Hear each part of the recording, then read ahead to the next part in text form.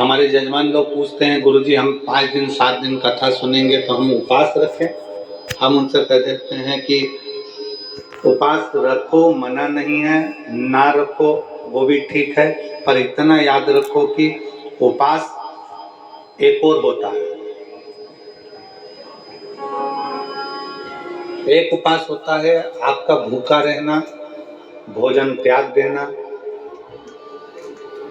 खाना पीना त्याग देना, और दूसरा उपवास होता है कि सबके साथ रहो, भोजन भी करो, मना नहीं, पर दूसरा उपवास है किसी का दिल मत दुखाओ। ये सबसे बड़ा उपवास।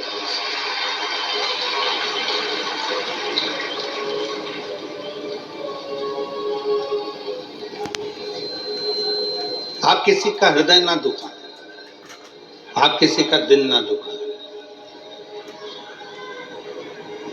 भगवान